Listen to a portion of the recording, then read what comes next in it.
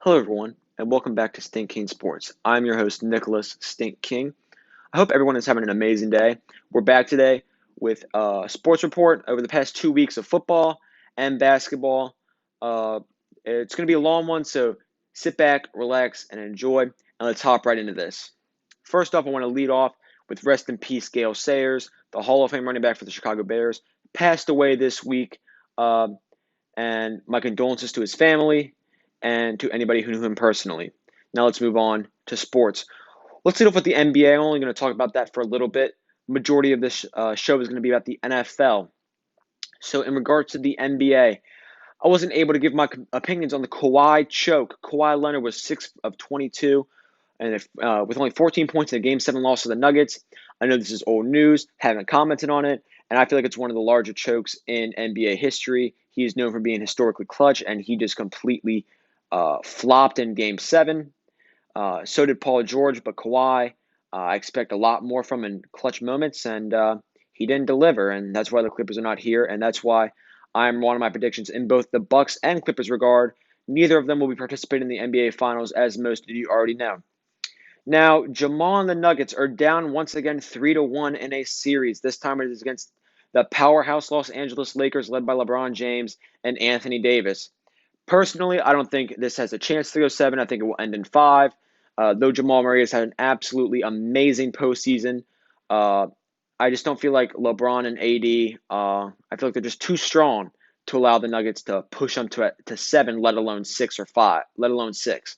So I think it ends tomorrow night, and I feel like the Lakers advance to the NBA Finals, and Braun has a chance to win it in the West. Moving on to the East, the Heat are also up 3-1 in their Eastern Conference Finals series against the Celtics. And I think Butler and the Heat will close out this series within the next 2 games. I also don't think this will go 7. I think the Celtics have a chance to make it 3-2, but I don't think they're going to make it go 7. I feel like the Bucks will advance as a 5 seed. Jimmy Butler going to Miami on this 1-year deal. I feel like has been a great move for him, and he was going to make a finals appearance out of it. So we'll see what happens. But all in all, these are my takes on the NBA. Now let's move into the NFL, where a lot of breaking news has happened over the past couple of weeks, mainly injury related last week, as 2 young stars, Saquon Barkley and Nick Bosa, both tore their ACL. They are out for the season. Those are big losses for both teams. Saquon Barkley, a key part of the Giants' lackluster offense overall. I have no idea how the Giants are going to score at this point. They looked horrible with him on the field. I can't imagine what they're going to look like without him on the field for the remainder of the season. And then the Bosa ACL tear, key loss to the 49ers, who were trying to make another postseason push, another Super Bowl run. Um, they're obviously their best defensive player, the defensive rookie of the year last year. A key loss there. And speaking of the 49ers, they are the biggest. They have the most banged up roster right now in the NFL, losing two of their 2 best running backs, Raheem Mostert and Tevin Coleman. George Kittle still out. Dee Ford is out. Javon Greenlaw still out. Reese Witherspoon is out, and Richard Sherman is out. I mean, half of their defensive starters are just gone. And I don't know how they're going to withstand this throughout the season. Garoppolo also out as well. It's just going to be a very long road for the 49ers. And honestly, I don't know if they're going to be able to keep their head above water long enough to keep their playoff hopes alive. So uh, then again, Shanahan is an above-average coach, a very good coach in my opinion, has struggled in big games. It's going to be a very rough couple weeks for 49ers fans, barring all these injuries. As well, Drew Lock, the Denver quarterback, has a shoulder injury. He's expected to miss 2 to 6 weeks. Not much is known about it. There's a 4-week margin for return, but he is out, and that could be a big loss for the Broncos. It is a big loss for the Broncos. He was showed to have a lot of promise, and it's going to be a very difficult road for the Broncos now with Jeff Driscoll as backup. And let's go over my power rankings for from the first 2 weeks in the NFL. I'm going to count Thursday night in, but I don't feel like any of you thought I would have the Dolphins or Jaguars in my top 10 teams in the NFL. So let's move forward. Starting at number 10, I have the Los Angeles Rams.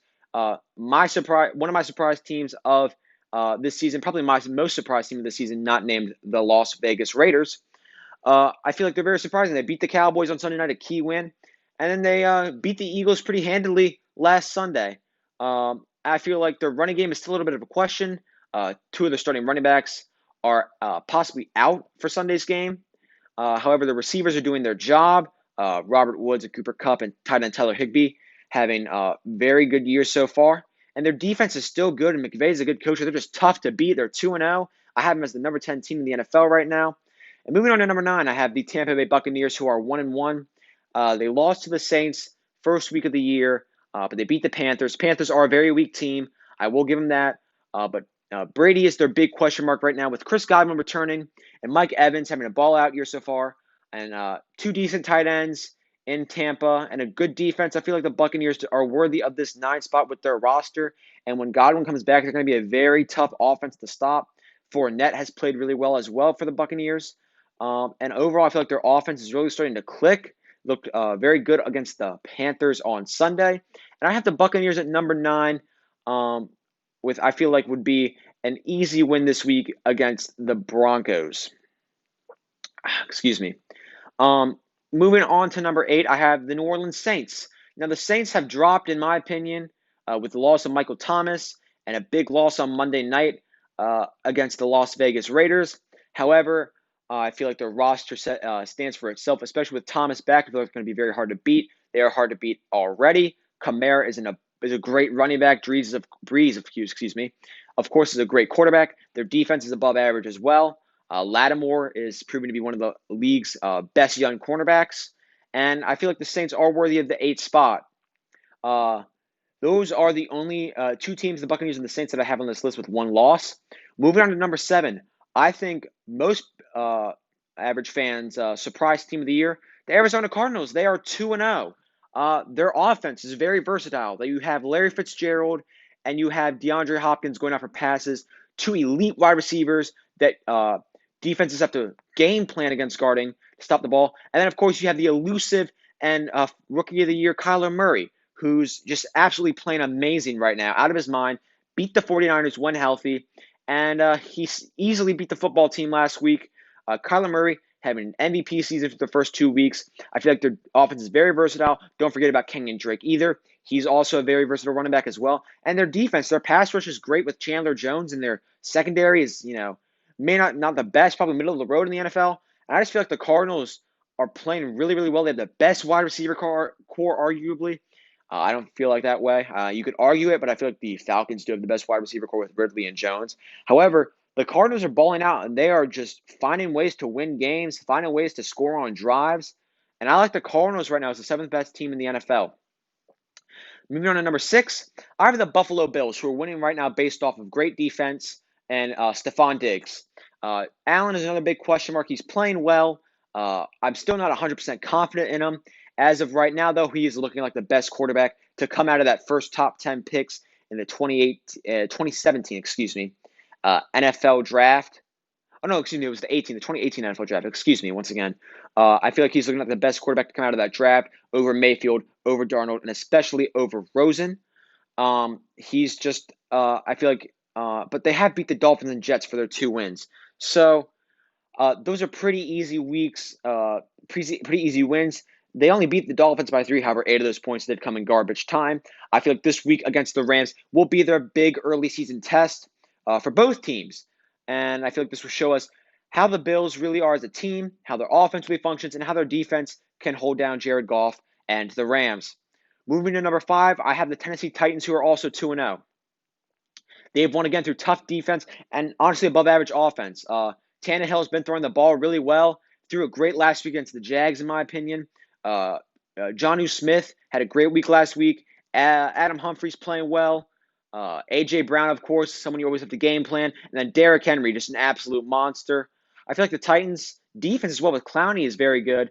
I just feel like the Titans are going to be a tough team to beat. They control the ball a lot. They find ways to win. And I like the Titans so far as the 5th best team in the NFL. Moving on to the Packers, who are 2-0. They beat the Lions and Vikings easily, dropping 40 on each. I think the Packers have arguably the best offense in the NFL right now. I mean, they are so hard to stop in offensive possessions. Then again, they have played the Lions and Vikings. However, Aaron Rodgers is balling out. Devontae Adams had a great week one, expected to return to play Sunday night against the Saints. I feel like the Packers' defense is their biggest question mark right now, but they are a tough team to beat, and their offense is tough to stop. And Jordan Love, the draft pick, I think made Aaron Rodgers a little angry, and he's balling out so far. They're 2-0, having as the fourth best team in the NFL. At number three, I have the Seattle Seahawks, who should have lost on Sunday night to the Patriots. Pete Carroll, I don't know why he threw that ball on third down, should have ran it. But here we stand with them being 2-0, beating the Patriots and beating the Falcons. Another comment on the Patriots game, I feel like the Cam run at the end of the game was a little bit too predictable. They had ran that play, the exact same formation, exact same motions earlier in the game. I feel like the Seahawks knew what was coming, and they kind of dared them to stop it, and they did, and the Seahawks won. However, the Seahawks, Russell Wilson balling out, and DK Metcalf really emerging as a young star. Tyler Lockett's still a beast. Chris Carson healthy so far, big surprise. But Russell Wilson, who's just arguably who is the best quarterback in the NFL, him or Mahomes? In my opinion, it is Wilson. But I just feel like the Seahawks are such a tough team to beat right now. Adams fits into that defense so well. They're bringing him on so many good blitzes right through the gaps. And I feel like the Seahawks are a very tough team to beat right now. They're 2-0, and they are on the rise. I like the Seahawks as the third best team in the NFL. And as my final two teams, I have the Monday night matchup. At number two, I have the Kansas City Chiefs, who only reason they're number two is because they struggled very difficult. They were challenged against the Chargers. I didn't think they would be, but they were. Justin Herbert played really well. He should have won that game. He threw a stupid pick, cross-body throw. I didn't like him coming out of college for that reason. Made a lot of throws like that, especially against Auburn. You saw that a lot when that opening week.